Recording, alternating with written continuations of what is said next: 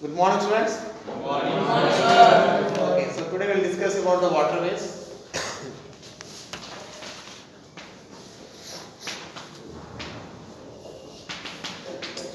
Yes, waterways is the cheapest means of transport when compared to all other transport. Okay, so if you think railways, airways, and roadways, they are little costlier than waterways. Waterways is the cheapest than all the modes of transport, and it is the slowest also than all waterways. You may be seeing also if you have traveled in a boat or anything.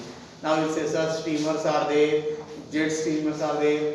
That is only for short distance for entertainment and all. But if you see the waterways which we go for long journey and all ships and all huge, their speed will be maximum between 30 to 50 nautical miles per hour or like that. Okay, kilometer per hour like that only will be there.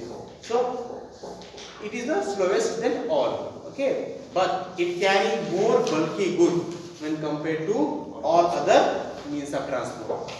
Okay, it carry more bulky goods on waterways.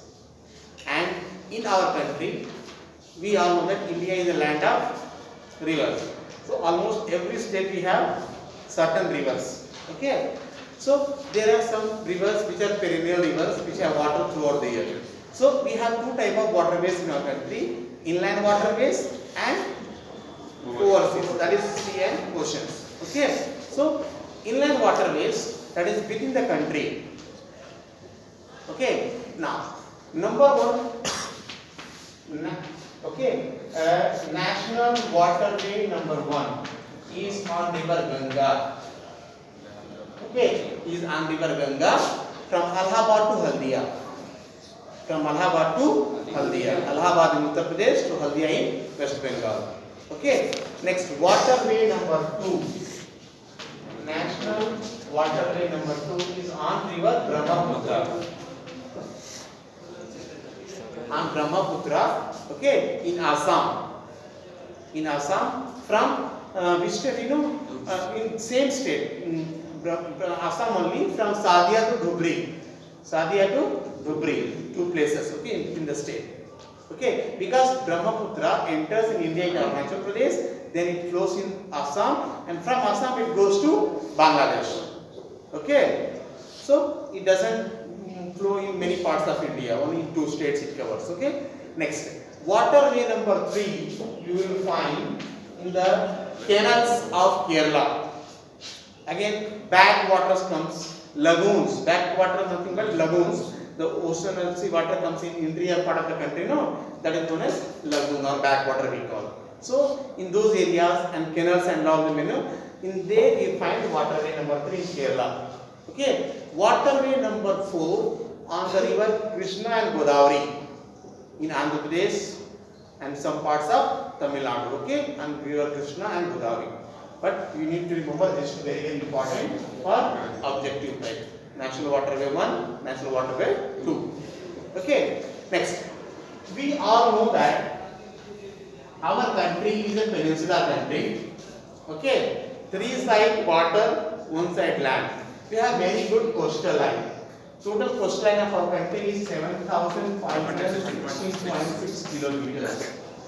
Okay, so there are 9 states in India which having the coastal line. From Gujarat to West Bengal, we are having 9 states. Okay, so we have 12 major seaports. Okay, 12 major seaports in India, 6 on the west coast, 6 on the east coast. Okay, like Kandla in Gujarat, Navi Mumbai and Jawaharlal Nehru in Maharashtra, Mumbai. Okay, again we have Marmagaon in Goa, we have New Mangalore in Karnataka, we have Kochi in Kerala, okay, Tuticorin seaport in Tamil Nadu, Chennai seaport in Tamil Nadu, Visakhapatnam seaport in Andhra Pradesh, Paradip seaport in Odisha, Haldia in West Bengal, Kolkata in West Bengal. Okay, now let us know about this, some fact about these seaports. Among all the seaports, okay, Mumbai port is the largest seaport in India. Okay, now Mumbai port is the largest seaport in India, and it covers around 1/4 of the total cargo of India. 1/4 of total cargo in India. Okay. Next, after that, what happens? Next, and it is the busiest seaport of India. Okay. The next one is Chennai port. Chennai port is the second largest seaport in India. It is also known as artificial seaport or man-made.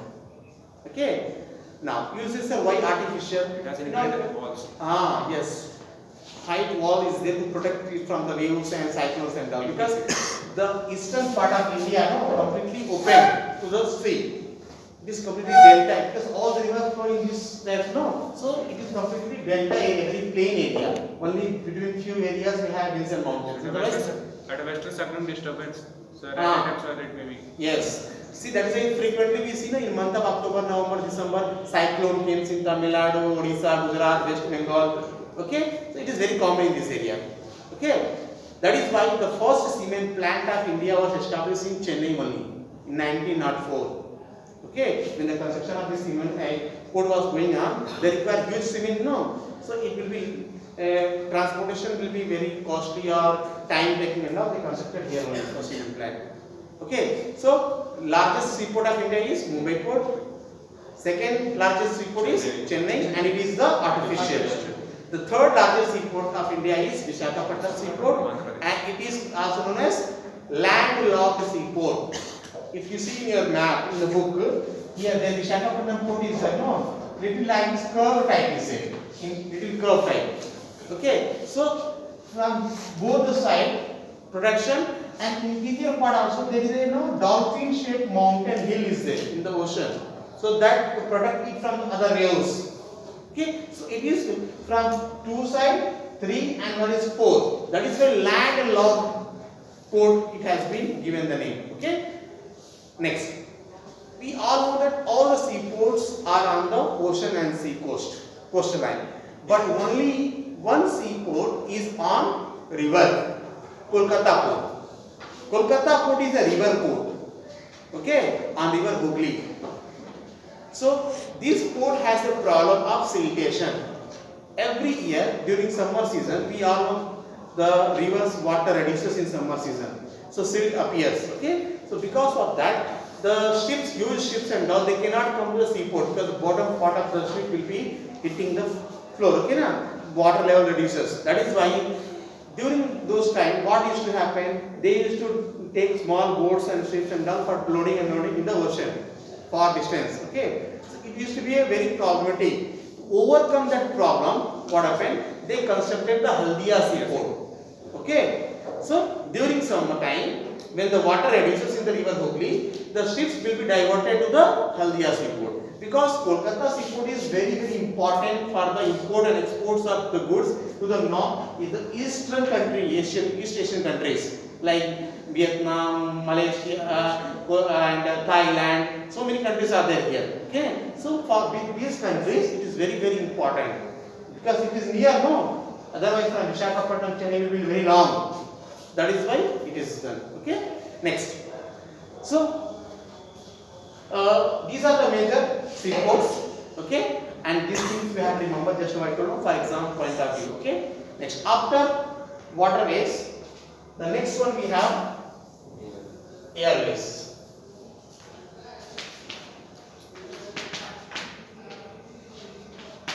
Airways. Yes.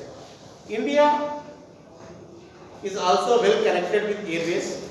Almost every state we have airport, maybe domestic or international. Okay, airways are the fastest and the costliest means of transport. Okay, in India, airways, that is Indian Airlines, was nationalized in the year 1953. In 1953 it was nationalized. Okay, we have Air India and Indian Airlines, both. Okay. So one is, that is domestic services, and one offer international services. Apart from this, we have other various airlines operating in India, private sectors like Jet or SpiceJet or Indigo.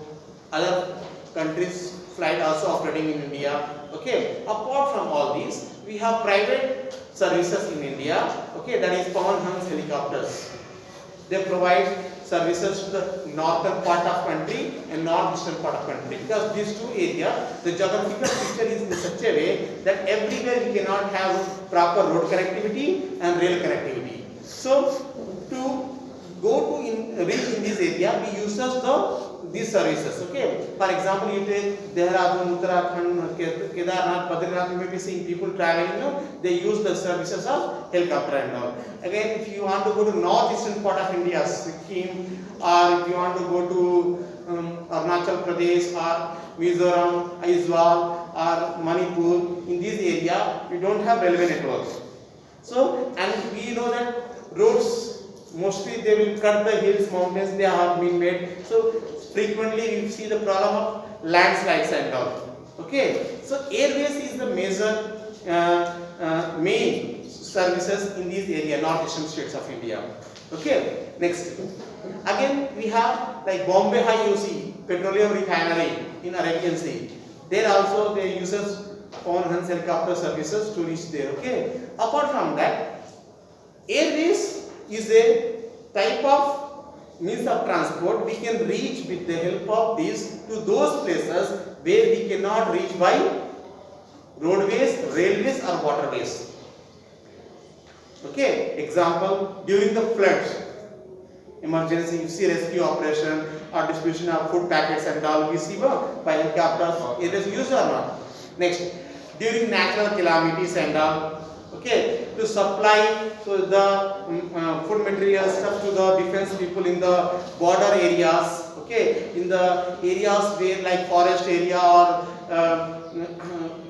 desert areas, mostly we cannot go by roadways or railways. Okay, so it is very you can say important source or means of transport.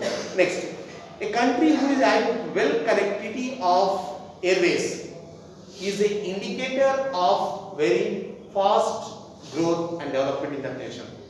See, in our state also we have various airports. Gorakhpur we are having, one is operating and two are now, one is under construction, other is now under plan. Okay. Next, apart from that, there were various cities in Uttar Pradesh like Varanasi you see, Lucknow you see. Lucknow we have international airport also. Okay. So like that, in various cities of India we have international airport. Like you see in the map, you can see in Amritsar, Rajasthan international airport. Apart from that, you see Delhi, Indira Gandhi.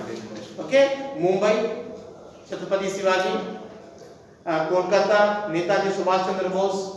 Hyderabad, Rajiv Gandhi International Airport, and Tamil Nadu, Meenambakam, Chennai. Okay, so like this, these are all international airports where we find international services from different countries. So why they named after name of a person like Shiva? Yes. See, name of person is instead of these are the mostly the names which you have seen are the mostly some famous personalities or person who has certain positions in the country in the past. So in the honor of that, in the honor of them we are. In honor of them, it has been given the name. Okay. Or sometimes in our country, political parties, any political parties, any famous leaders of that. Like for example, recently in our country, that one tunnel has been Jawaharlal. This one, Atal tunnel has been named on the name of Atal Bihari Vajpayee. He was the Prime Minister of India, and whom credit goes for the nuclear test also in Pokhran 1998, Kargil war. So, and he was very well icon, a personality who was respected by all parties. Okay, certain names, certain important people will be there on their name. These things are being named. Okay, now next.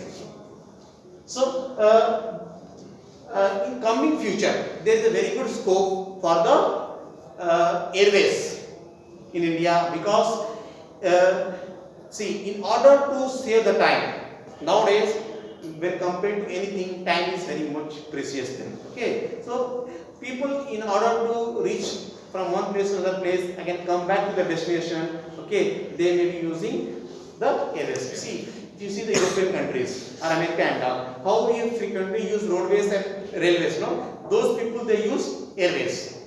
Okay, because if a country's per capita income increases, the standard of life of the people increases, the earning capacity of the people increases, then these all things will be very common. Okay, so it may happen in our country in coming future when the growth rate will move little faster, the economy's GDP will be moving, then we can see changes in our own country also. Already it has started. Okay, so people are using in emergency time or regular ways, but in coming future we may find more opportunity in the airways. Take note of that. Okay, so